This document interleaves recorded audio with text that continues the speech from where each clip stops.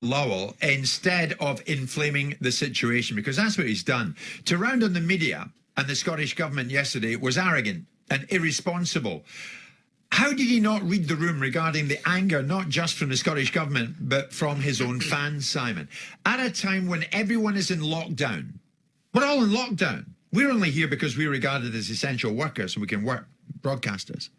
How could he not see that flying to Dubai, being pictured having poolside drinks, would cause angst in Scotland and the rest of the country? Remember, the fallout is that one player tested positive from that trip. Another positive test has now come to light since then.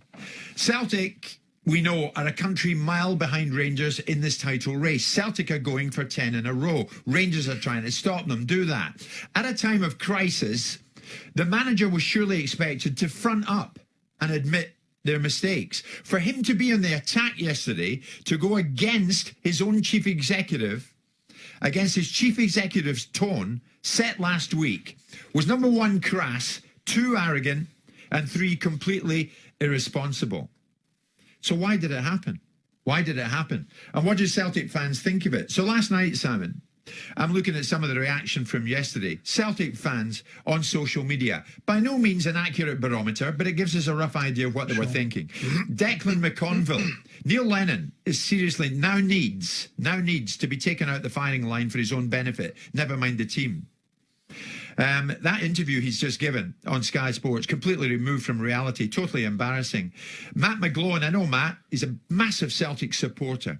This is dreadful. Okay, I get the media hypocrisy bit, but where is the focus on our next game? We're 21 points behind Rangers. The fact of the matter is, Neil Lennon, I think yesterday, missed a great opportunity to get behind his chief executive, Peter Lowell, and say what Peter said last week is right. And I'm with him. But he didn't. He sat in the front of his seat and he started picking people out at the media conference, which was wrong. Right. Demanding an apology from him. Okay. From him. Look, I mean, Peter Lowell will apologise because, quite frankly, he needed to apologise. He needed to justify the position or to explain the position because they were putting an inordinate amount of pressure via the media. The media didn't have to go to Dubai and take pictures of players sitting by the pool in what happens in every mid-season break. They all do that, no different from any other time.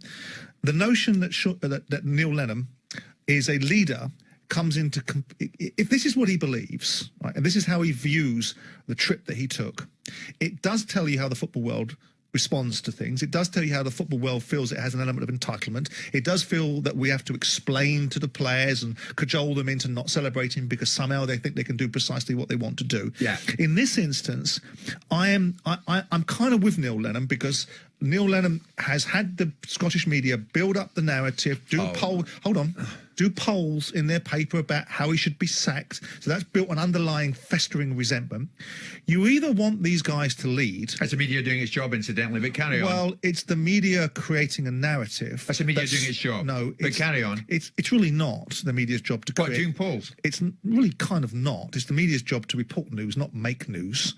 And that's where I differ from you at times, and I understand your perspective. Well, thanks. But Neil, don't concur with it, but I understand it. Neil Lennon's vantage point is this is my group of players. It's my job to build these players behind me. It's my job to defend them. It's my job to lead, and this is how I believe I should lead. Now, we want leaders. We want people to have the courage of their convictions. He's come out on the front foot, and sometimes the best form of defence is attack. I do think sometimes the media have too much to say for themselves. I do think that sometimes the media create a perspective, and Celtic fans talking about bringing the club into disrepute or whatever it is they're suggesting that there may well be the case, or Neil Lennon is doing this or the club is doing that. They want to have a good look at themselves when they were standing outside Celtic Park throwing fireworks at the police in the middle of a COVID pandemic before they start pointing their finger elsewhere. The reasons why this club is at the centre of everyone's attention is because they are getting smashed to smithereens for the first time in 10 years because nothing lasts forever. And Rangers eventually have got themselves together and have now done something which is something that the Celtic fans and part of Scotland cannot accept, is take away the opportunity for Celtic to get their self-anointed, self-appointed entitlement for a 10th league title in a row. But hang on a second. If Neil Lennon was your manager yesterday, Yeah. and you as chief executive of the football club, you've owned the club, say it was you last week, say Peter Lowell was you last week, apologising for going to Dubai, would you have been happy this morning or last night with what your manager Lennon has said? Hold on, Jim. We sat here on this show last week with Peter Larwell's apology, Andy Walker, who I very much like, analysing that apology, saying it's great that he apologised. He then spent 3 other minutes rambling on, giving various reasons as to why that might be acceptable. So with the best will in the world, if Neil Lennon has gone against the party line, have a look at the party line and have a look at the balls of those people that are enforcing the party line, because Neil Lennon obviously doesn't feel that Peter Larwell has a prerequisite authority to follow that party line and has gone out with a completely different one. And he's pushed back and said to you people, I'm not having this. And I go down the same tack, which is easy to make observations from the Scottish Government point of view, but Aston Villa have got XYZ amount of affections. They didn't go to Dubai. Other clubs have got XYZ amount of affections. It's not a given that just because they went to Dubai, they got infections. It's the look that everyone accepts. It's the choice that they made. Yes. And what Neil Lennon should have said was, look, it probably was the wrong decision, but nobody stopped us. Everybody could have stopped us. The SFA could have stopped us. The SPFL could have stopped us. People could have closed that window. Why should they be waiting for somebody to stop them? Because so you were saying Lennon should have said yesterday it was the wrong decision to go to Dubai. As from a football You're point saying that's what you just said.